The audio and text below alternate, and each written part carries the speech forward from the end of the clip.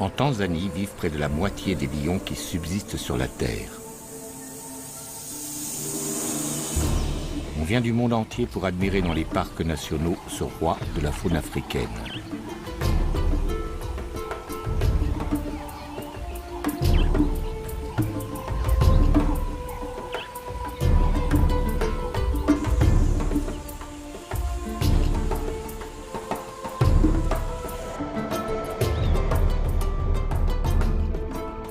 Les 20 000 lions de Tanzanie ne vivent pas uniquement dans ces réserves où ils sont adulés et protégés. Dans le reste du pays, loin des safaris et des touristes, les lions sont détestés. Pour toute une population rurale qui défend son bétail ou sa vie, ils demeurent de dangereux prédateurs qu'il faut éliminer.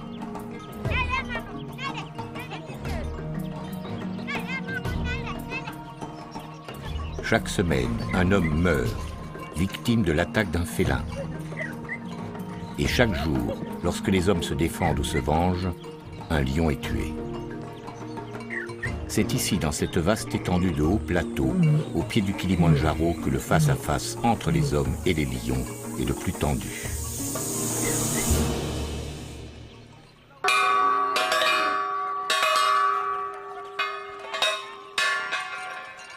Nous sommes à Mboret, un village de la steppe Maasai, situé le long du parc national de Tarangire, une zone infestée de lions. Ce jour-là, la leçon est un peu particulière. L'école reçoit la visite de Rose Mocha du département de la faune sauvage. Rose Mocha parcourt la région à la rencontre de tous ceux qui sont confrontés aux lions. Un travail d'information et de prévention. Levez-vous. République de Tanzanie, bonjour. Comment allez-vous? Je vais bien. Bien. Et vous, comment allez-vous? Bien. Je m'appelle Rose et je vous souhaite le bonjour. Asseyez-vous. Merci. Nous allons parler du lion. Vous connaissez cet animal, le lion? Et qu'est-ce que vous savez sur lui? Il a l'air méchant. Il a l'air méchant. Et qu'est-ce qu'il mange?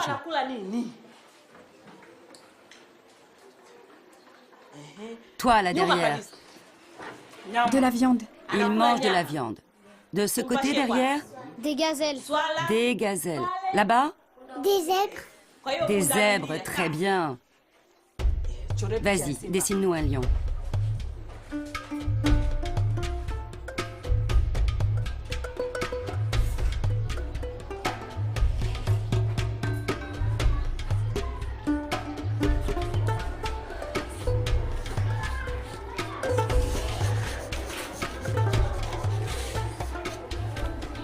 Alors, qu'est-ce que c'est? Un lion. Est-ce qu'il y a déjà eu des problèmes avec des lions par ici? Oui. Est-ce que vous avez déjà vu passer un lion? Oui. Vous l'avez vu, hein? Oui. Et est-ce qu'il a fait des dégâts, par exemple dévorer du bétail? Oui. Qu'est-ce qu'il a mangé, par exemple? Un par un, s'il vous plaît. Des vaches. Des vaches, et quoi d'autre? Des chèvres. Concernant les lions, les petits écoliers d'Mboret en savent autant que les maîtres.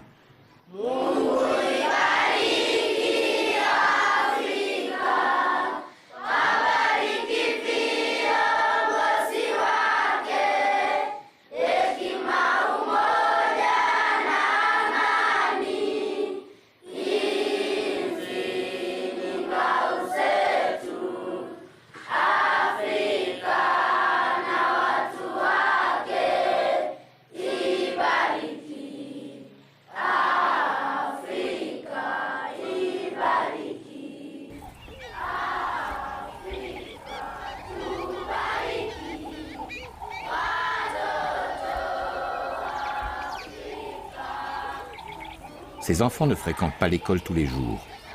Bien souvent, leurs parents préfèrent les envoyer garder les vaches dans la brousse, selon le mode de vie des éleveurs Maasai. Le lion fait partie de leur quotidien. Le pays est pauvre, il a besoin du tourisme pour vivre. Les lions représentent un attrait majeur et leur protection, un enjeu vital. Dans les réserves, la présence humaine est strictement limitée. Mais au-delà de leurs frontières, souvent un simple trait sur la carte, de vastes étendues de brousse abritent des populations traditionnelles hostiles à la présence des fauves. Assurer la protection de ces populations tout en préservant les lions, la tâche des autorités tanzaniennes n'est pas facile. Tant bien que mal, le pays tente d'organiser la cohabitation.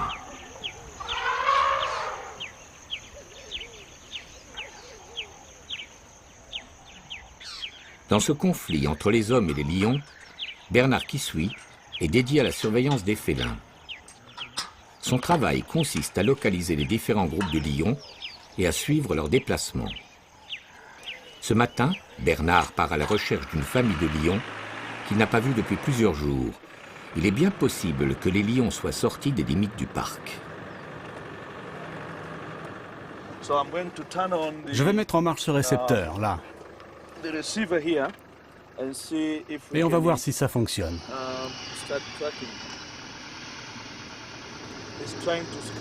On essaie de capter un signal aux alentours. Même en utilisant les colliers émetteurs dont sont dotés certains lions du groupe, Bernard n'est jamais assuré de pouvoir les retrouver. Le comportement des félins est imprévisible. D'un jour à l'autre, les lions peuvent se déplacer sur de grandes distances. Nous devons aller de l'autre côté, là où on recevait les signaux les plus forts. Ils sont probablement à gauche, plus loin au fond de la vallée. Depuis qu'on a commencé à suivre les lions il y a 7 ans, nous avons une bonne idée de l'évolution des populations. Par exemple, en 2004, lorsque nous avons commencé, notre estimation était de 200 lions. Maintenant, on est descendu à un chiffre de 170, voire 160.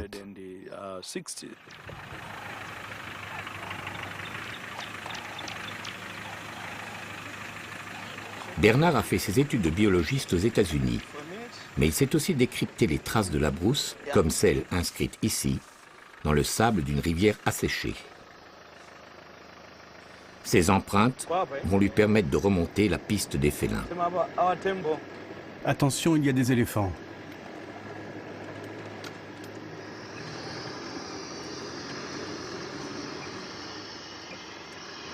Après plusieurs heures de recherche, le groupe de lions est localisé. Assis, là-bas.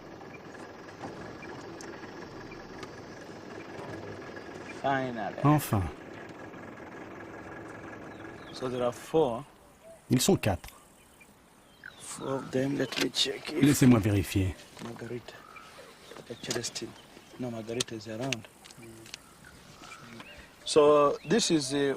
C'est un des groupes que nous étudions.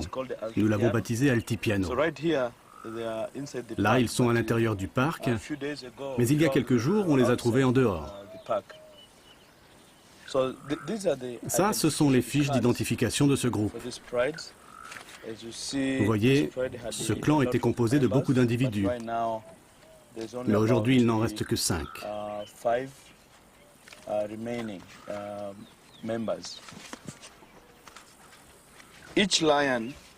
Chaque lion des groupes étudiés a sa carte d'identité. Il y a Célestine, la femelle qui porte un collier émetteur. Il y a Alan, Alvin et Sally aussi. Sur la fiche est indiqué le nom du groupe auquel il appartient, le nom que nous lui avons donné. Il y a également sa date de naissance et aussi le nom de sa mère. Ce sont des informations très importantes parce que ça nous permet de suivre chacun d'entre eux. Maintenant, pour les reconnaître, vous voyez ces marques? Elles sont uniques et propres à chaque individu. Et elles ne changent jamais tout au long de leur vie. Au dos de la carte, vous voyez ces entailles sur les oreilles. Elles sont aussi uniques. On les reporte sur ces représentations et ça nous aide à les reconnaître. Mais nous avons aussi la localisation GPS. Alors je vais enregistrer les coordonnées du lieu.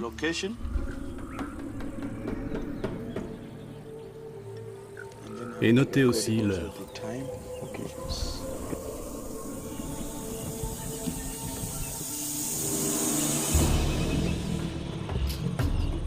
Bernard est rassuré. Tant qu'il reste à l'intérieur des parcs, la surveillance des félins est relativement facile.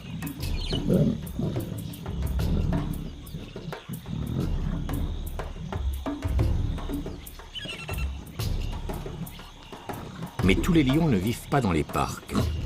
Et ceux qui s'y trouvent n'ont que faire des limites établies par les hommes. Ils se déplacent au gré de leur chasse. Les lions obéissent d'abord aux lois dictées par la nature.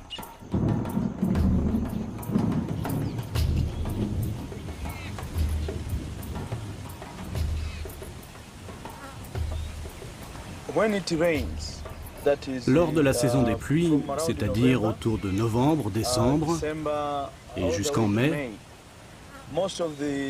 les animaux se mettent à se déplacer à l'extérieur des parcs. Les lions sont forcés de suivre cette migration parce qu'il ne reste plus rien à manger dans les parcs. Donc ils sortent et ils se retrouvent dans des régions habitées. Il y a des gens, il y a du bétail et toutes sortes d'activités humaines.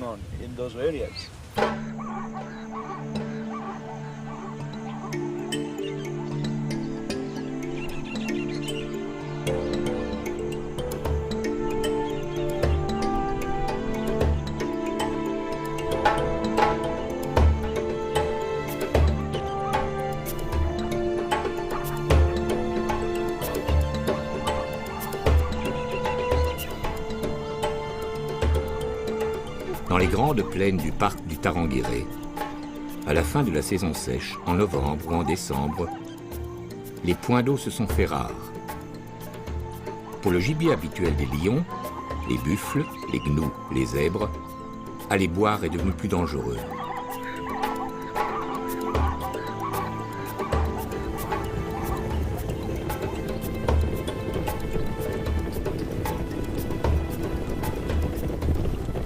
Obéissant à leur instinct, les animaux se sont rassemblés en de grands troupeaux.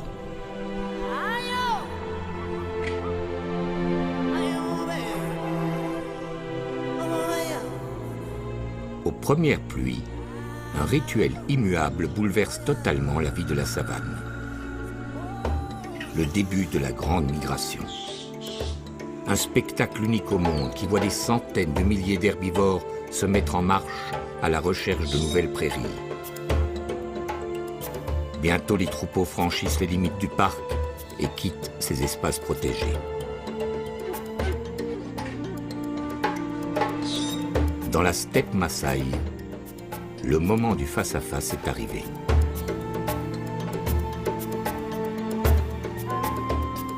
En suivant leur proie, les lions sont entrés sur le territoire des hommes.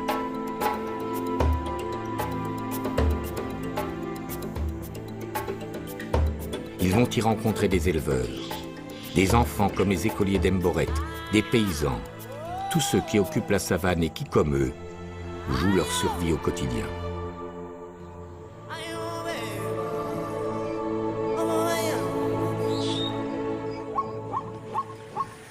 Aujourd'hui, la tournée d'inspection de Rose Mosha l'a conduit chez Isaka, un éleveur Maasai qui vit à proximité d'Emboret, à 1 heure de marche.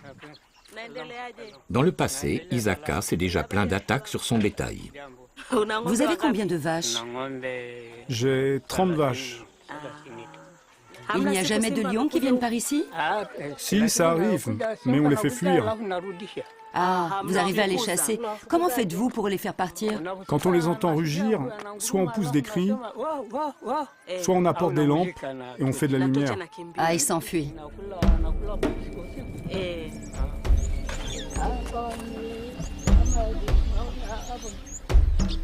Mais crier ou allumer des feux n'est pas toujours suffisant contre les lions. Pour se protéger du fléau, Isaka a construit cette traditionnelle boma, un enclos en cercle fait de branches d'épineux empilées. Facile et rapide à construire, ces bomas jalonnent la savane. Elles correspondent au mode de vie semi-nomade d'Isaka. Il doit pouvoir se déplacer rapidement en fonction des pâturages et des ressources en eau.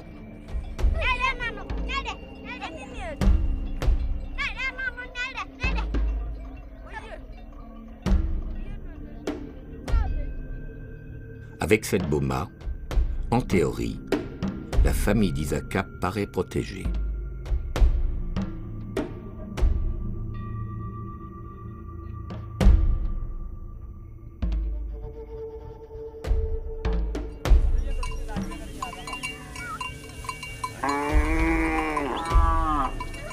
Isaka possède 30 vaches. À l'échelle du pays, c'est un homme riche. Mais pour nourrir les siens, il ne peut compter que sur son troupeau. Comme ses voisins éleveurs, il ne cultive pas la terre. Perdre une seule de ses vaches constituerait une catastrophe.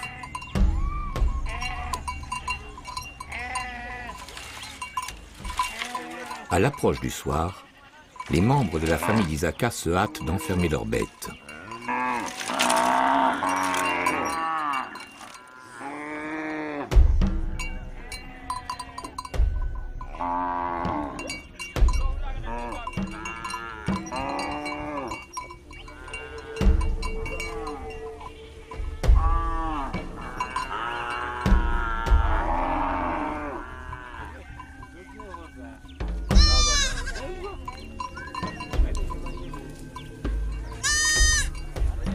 Les redoutables épines de la boma semblent interdire toute intrusion. Un homme ne peut franchir l'obstacle sans se blesser cruellement. Mais une boma n'est jamais très haute. Pour un lion affamé, c'est un piètre obstacle. Isaka sait que d'un seul bond, un félin peut franchir plusieurs mètres et dans sa fuite emporter l'une de ses vaches. Tous savent qu'à la faveur de la nuit, les prédateurs, hyènes, panthères et lions, peuvent s'approcher.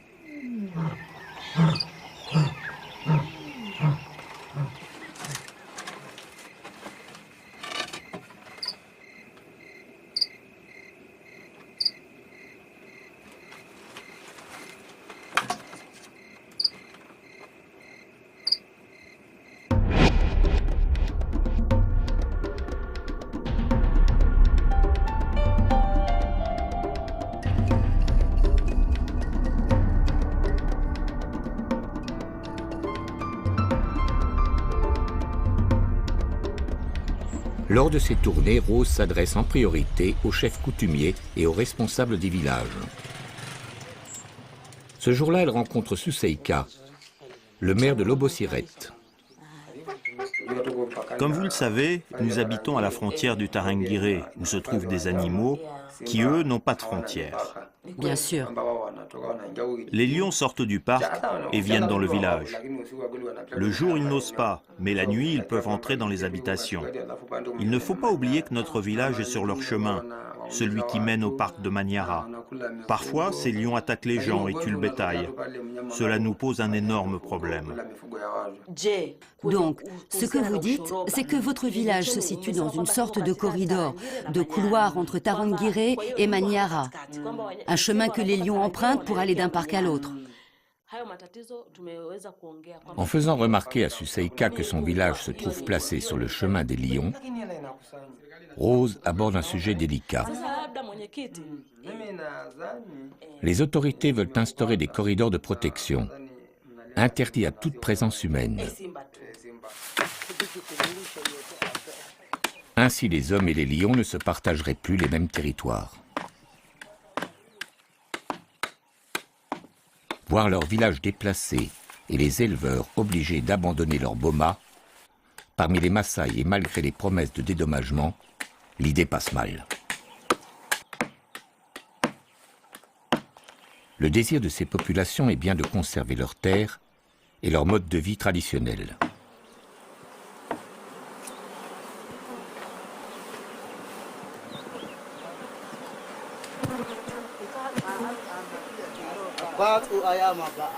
Les Maasai ont grandi au milieu d'une nature abrupte, dont ils ont appris à mesurer les dangers et dont ils utilisent au mieux toutes les ressources.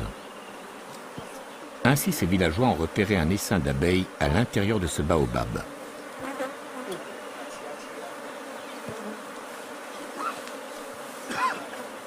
Qu'importe les piqûres d'insectes.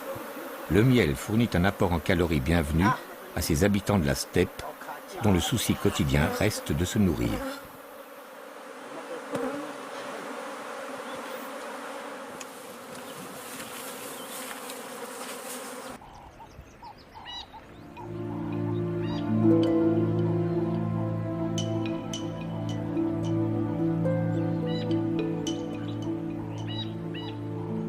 À Tarangire, tous les lions n'ont pas accompagné la grande migration.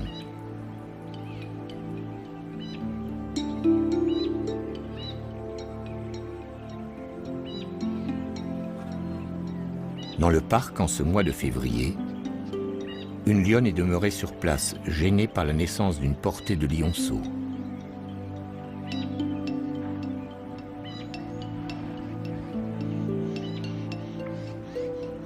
Ils ont grandi, mais ne sont pas encore devenus autonomes. Pour se nourrir, un lion adulte a besoin de près de 10 kg de viande par jour. Un groupe de lions doit ainsi tuer un grand animal comme un zèbre ou un gnou tous les 3 ou 4 jours.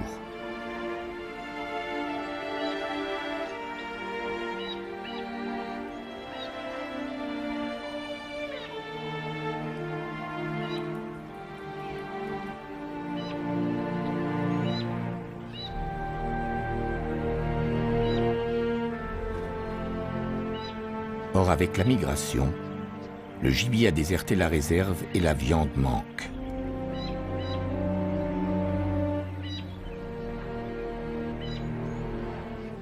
Sous-alimentés, à l'aspect famélique, les petits lions sont maintenant en danger.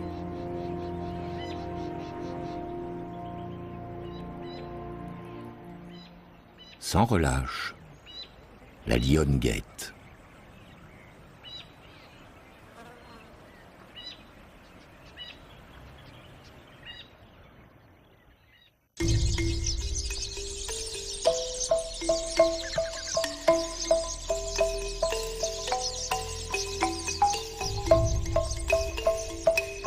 Dans sa boma non loin d'Edboret, Isaka n'aura connu que quelques jours de répit. Peu de temps après notre visite, l'éleveur a été réveillé en pleine nuit par les aboiements de ses chiens et les meuglements de son bétail.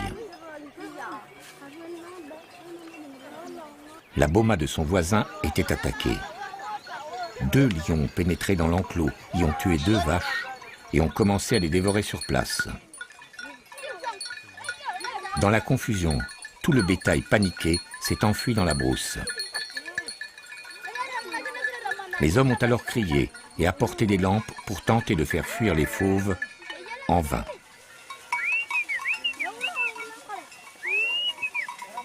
Il a fallu attendre plusieurs heures et l'arrivée d'un garde-chasse tirant des coups de feu en l'air pour que les lions abandonnent leur proie et que les bomas retrouvent leur calme.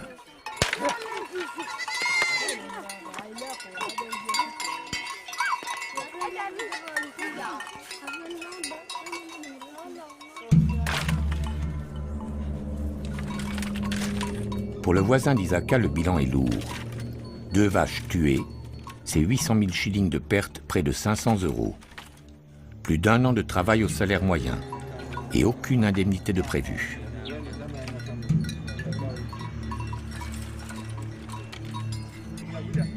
Dans la boma, l'inquiétude s'est installée. Les lions reviendront-ils? Les femmes et les enfants s'enferment dans les cases. Les hommes décident de veiller. Il y a beaucoup de problèmes avec les bêtes sauvages qui s'attaquent à nos vaches. Il faut qu'on soit prêt à les protéger. Un feu, des lances et les souvenirs de leur jeunesse alimentent leur courage. Chaque jour, il nous faut rester sur nos gardes. Parce que les lions ne préviennent pas, ils arrivent tout à coup. C'est comme ça qu'ils sont arrivés ici l'autre jour. Je vais remettre du bois dans le feu. La lumière permet au moins de voir un peu ce qui se passe. On ne voit pas très bien, mais c'est assez pour que nous puissions nous défendre. La vie continue, toujours. De toute façon, il n'y a rien d'autre à faire. On doit suivre notre destin. C'est comme ça.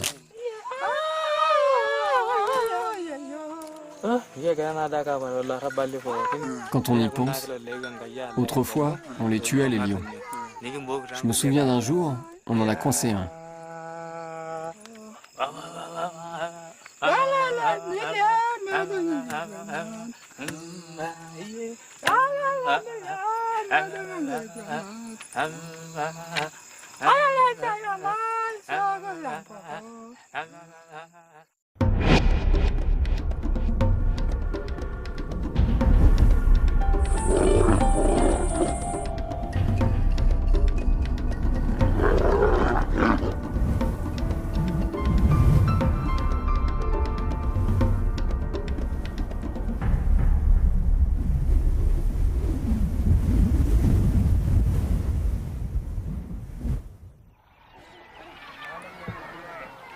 Autrefois, Isaka et les siens et tous les nomades Maasai des environs n'auraient pas hésité.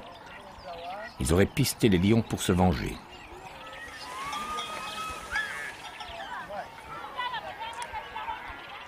Ce matin, les hommes de la Boma se sont rassemblés.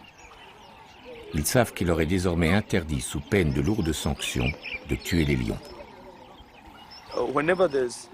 À chaque attaque de lions sur le bétail, les Maasai organisaient une chasse et ils partaient dans la brousse jusqu'à ce qu'ils trouvent un lion, n'importe lequel, et ils le tuaient à coups de lance. Mais les éleveurs disposent aujourd'hui d'une arme bien plus efficace que les lances. Les gens se servent de poison. Je m'en souviens une fois, dans la partie sud du Tarangire, il y a eu cette histoire. Des lions qui se trouvaient en dehors du parc ont tué une girafe. Sa carcasse a été bourrée de poison. Et plus tard, nous avons trouvé 5 cadavres de lions dans la zone où ce poison avait été utilisé.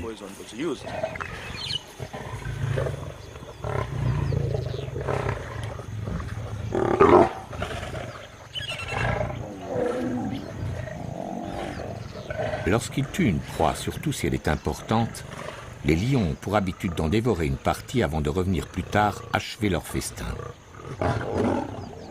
Pour ceux qui veulent se débarrasser discrètement du prédateur, il suffit alors de répandre dans la carcasse de l'animal mort des pesticides utilisés dans l'agriculture et disponibles sous forme de poudre. Tous les animaux charognards qui consomment cette viande sont aussitôt condamnés.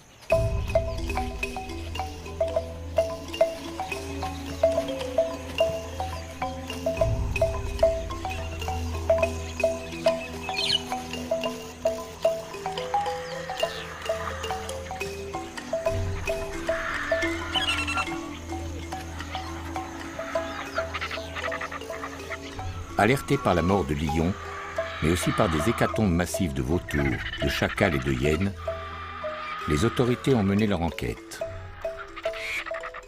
Très vite, elles ont soupçonné l'utilisation d'un pesticide interdit, car particulièrement nocif, le furadin.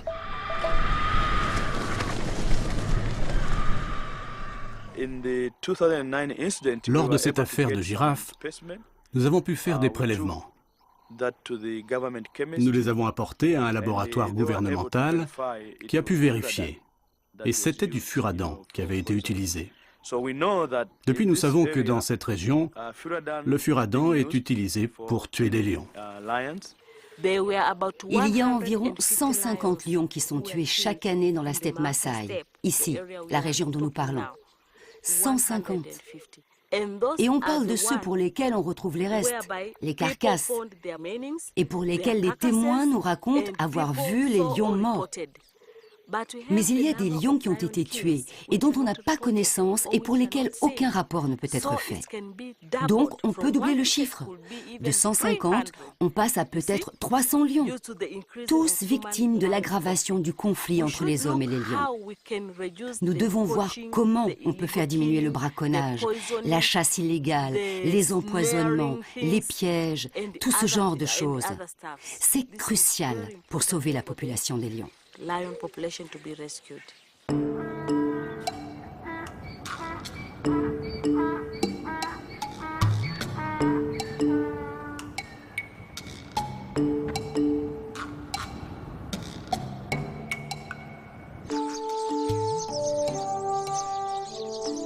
En une ou deux générations, le monde clos dans lequel vivaient ces nomades Maasai a profondément changé. Hier encore, ils subsistaient en autarcie, ne comptant que sur eux-mêmes, indifférents aux étrangers.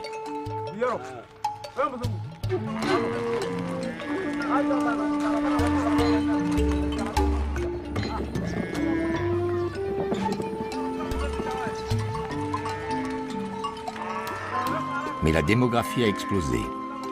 En 40 ans, la population de la Tanzanie a triplé. Il a fallu nourrir tout ce monde et alimenter des villes qui ne cessaient de s'étendre. Les Maasai ont compris qu'une richesse nouvelle les attendait avec leur bétail et le développement de son commerce.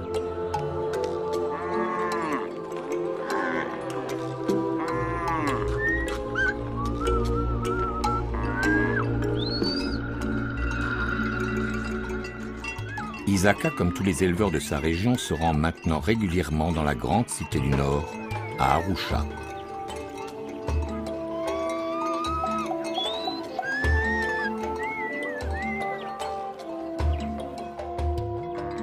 Isaka y vend chacune de ses vaches 400 000 shillings, soit près de 250 €. Il met 2 jours pour gagner à pied des abattoirs. Il lui est même arrivé de franchir la frontière pour se rendre à Nairobi, la capitale du Kenya, à 15 jours de marche.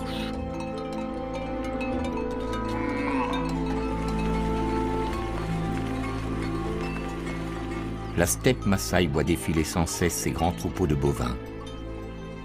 Petit à petit, le bétail domestique a envahi la savane à la recherche de nouveaux pâturages et de points d'eau.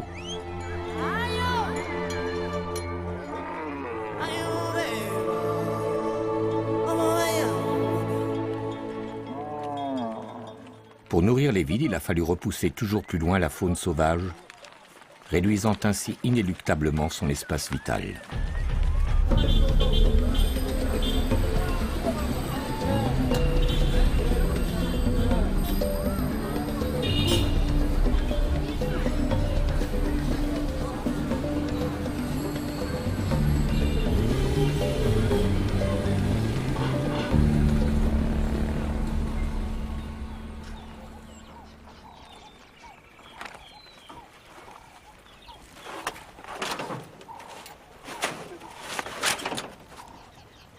Nous sommes près de Simanjaro, un village situé au nord du parc de Tarangire, le long de l'un de ces fameux corridors empruntés par les lions.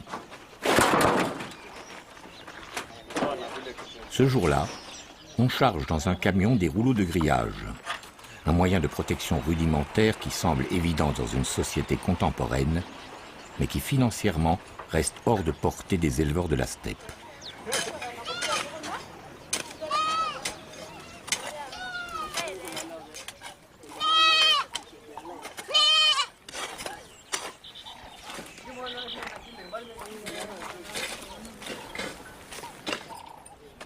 Dans cette boma, les travaux d'installation sont en bonne voie, malgré l'air dubitatif de certains des Maasai présents.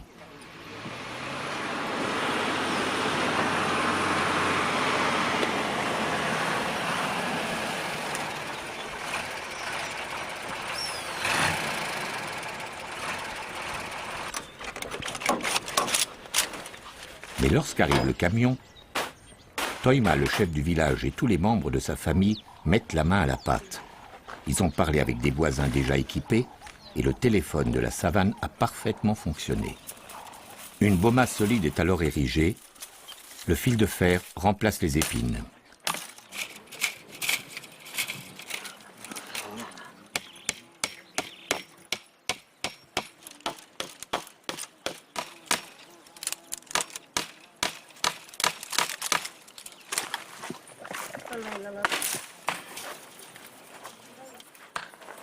Ces clôtures vont-elles s'avérer efficaces contre un prédateur aussi puissant que le lion? Pour répondre à cette question et à titre de test, une centaine d'enclos, financés par des associations occidentales, sont en cours d'installation autour de Simanjaro.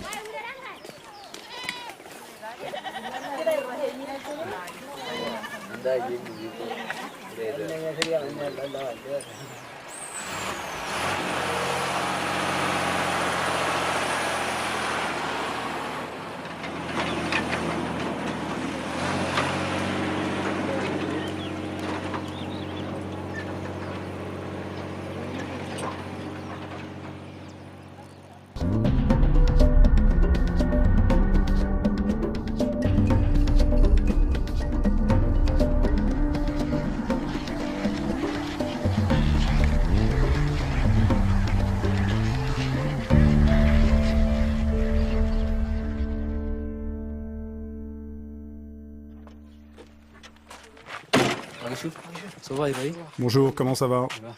Ça va. Tout va bien. L'autre jour, les lions sont venus, mais ils n'ont pas pu entrer à l'intérieur des enclos.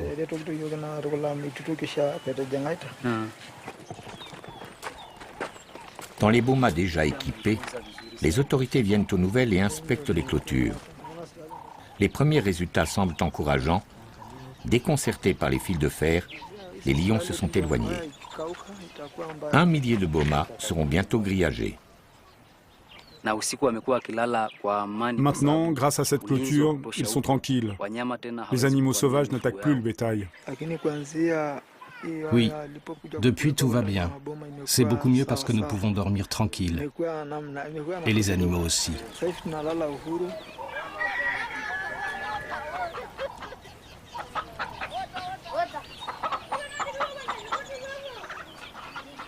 Mais pour l'éleveur, cette sécurité nouvelle a un prix. Les clôtures ont pour effet de sédentariser Toiba et les siens.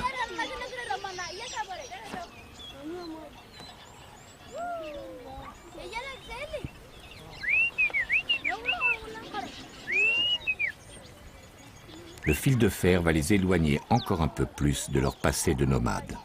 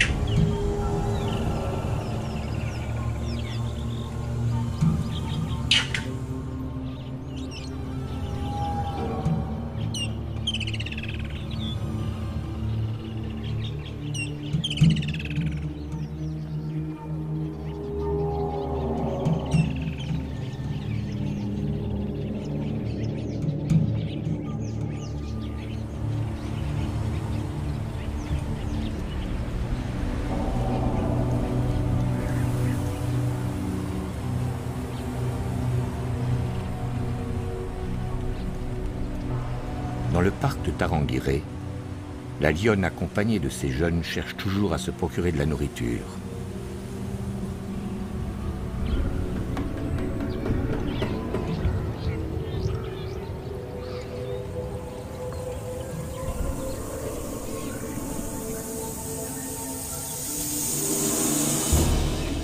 Maigre et manquant d'énergie, ses attaques sur le peu de gibier qui reste à l'intérieur du parc deviennent imprécises. Peut-être qu'un jour, à la faveur d'une rencontre, notre lionne n'aura d'autre ressource que de s'en prendre à un gibier plus facile à tuer. Nous sommes au sud de la Tanzanie, le long de la grande rivière Rufiji, qui borde la réserve du Selous, la plus vaste d'Afrique. Des populations de paysans sont établies d'un côté de la rivière, mais les champs qu'ils cultivent, ainsi que les zones sauvages, se trouvent sur l'autre rive. Chaque matin, ils traversent la rivière pour aller travailler leurs terres, et chaque soir, les pirogues les ramènent dans leur village. Longtemps, ils se sont crus à l'abri, protégés par la largeur du cours d'eau. Pourtant, l'histoire vécue par ces paisibles villageois hante encore leur mémoire. Durant 2 ans, un mangeur d'hommes a semé la terreur dans la région, dévorant 40 personnes et en blessant des dizaines d'autres. Surnommé Oussama par la population locale, ce lion a traversé le fleuve. Il n'a pas hésité à rentrer à l'intérieur des habitations pour y saisir ses victimes. C'est l'histoire qui est arrivée à Salma. Elle ne doit sa vie qu'à son courage. Elle a affronté le fauve et a réussi à le mettre en fuite. Ce jour-là, j'avais quitté les champs pour rentrer au village. J'ai dit au revoir à mon mari. J'avais trop peur du lion. Donc, je suis rentrée. Arrivée là-bas, À un moment, j'ai dit à ma mère, « Il y a des moustiques, je les entends bourdonner. » Elle m'a répondu, « Prends du bois et allume du feu. La fumée les fera partir. » Et je lui ai dit, « J'entends du bruit. Qu'est-ce que c'est que ce bruit? » Maman, c'est un lion. Il vient nous attaquer. Il s'est acharné sur la porte et a réussi à la casser. Je me suis jetée sur le côté, mais il s'est retourné vers moi. J'ai attrapé un bâton et je lui ai tapé sur la tête. Plusieurs fois.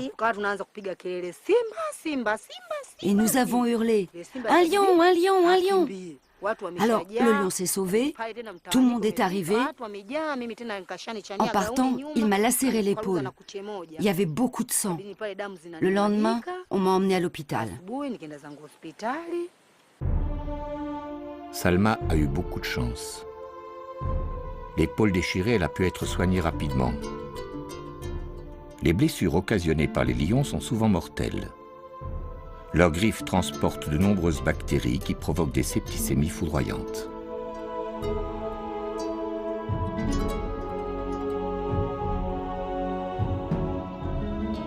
Le long de la Rufiji, à une certaine période de l'année, pour défendre leur récolte contre les cochons sauvages, les paysans passent la nuit dans ces cabanes. Ils s'installent en hauteur pour se protéger des lions, eux-mêmes à la recherche de ces nuisibles.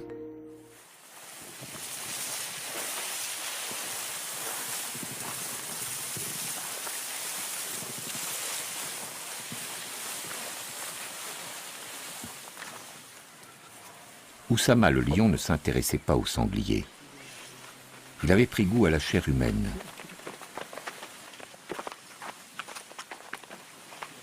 Voici le récit tragique de Fatouma et de sa famille.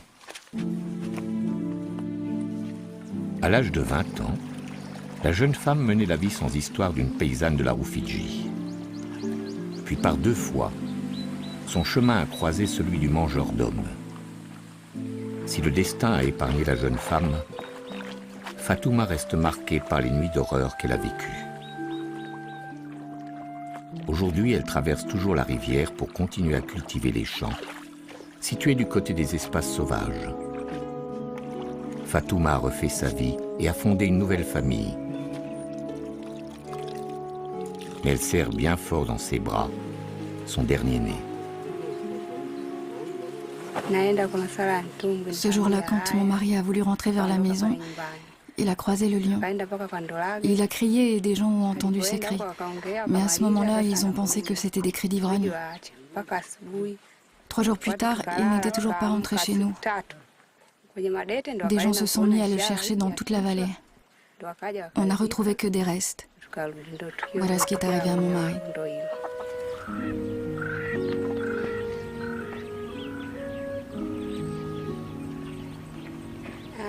Après l'enterrement de mon mari, je suis restée là pendant les 40 jours du deuil. Et puis je suis partie chez mes parents. Le jour même de mon arrivée, vers 1h ou 2h du matin, ma mère a bougé et a fait du bruit. Et mon père s'est mis à crier. Après, je n'ai plus rien entendu. Je suis restée avec les enfants en silence jusqu'à la fin de la nuit. Le matin, mon beau-père, le père de mon mari, est arrivé. Il est monté au-dessus dans la case et il a trouvé mon père mort. Tout le haut de son corps avait été dévoré. On a cherché ma mère, on a trouvé. Le lion lui avait mangé le ventre, le reste était là. Nous avons pris leur corps pour les enterrer.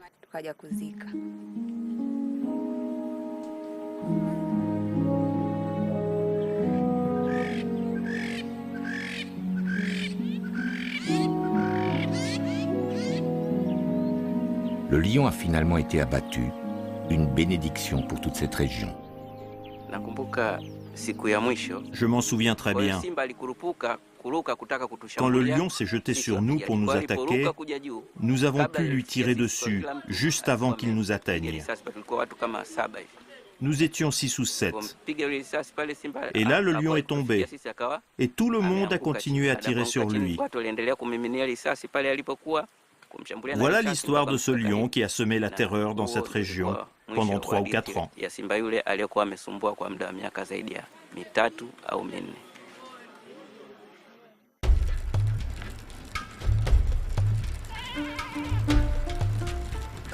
Les lions se nourrissant de chair humaine sont rares.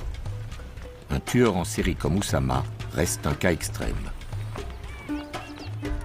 Les écoliers d'Emboret n'y ont jamais été confrontés. Une mauvaise rencontre est toujours possible, mais ces enfants élevés à la rue d'école de la Brousse restent les héritiers des traditions Maasai. Ils ne s'imaginent pas en victimes.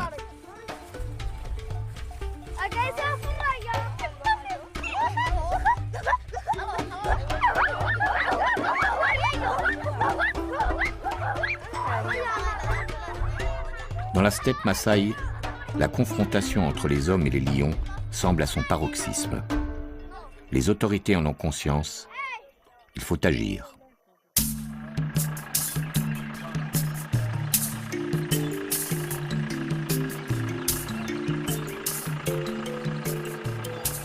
À la lisière du parc du Tarangire, les hommes attachés à la surveillance des lions ont repris la piste. Relever leurs traces, suivre leurs déplacements, mieux comprendre leur comportement, permettra peut-être de se parer de futures attaques.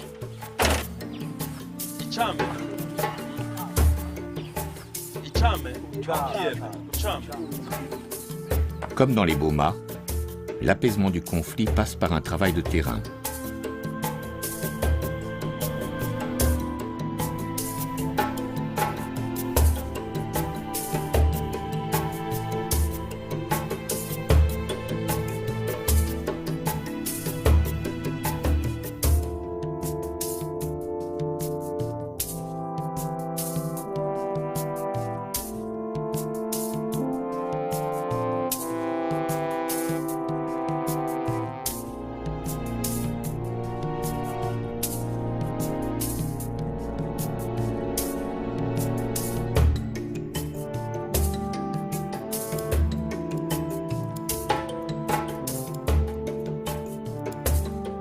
Rose, Isaka, Bernard, Fatouma.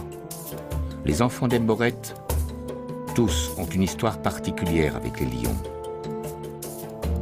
Ils vivent dans un pays où la faune sauvage représente un capital inestimable, unique au monde. Les hommes et les lions pourront-ils continuer à se partager les mêmes territoires? Certains en doutent. Dans ce conflit, il s'agit avant tout de gagner du temps. Mais on sait à présent que pour protéger les lions, il faut aussi se soucier des hommes.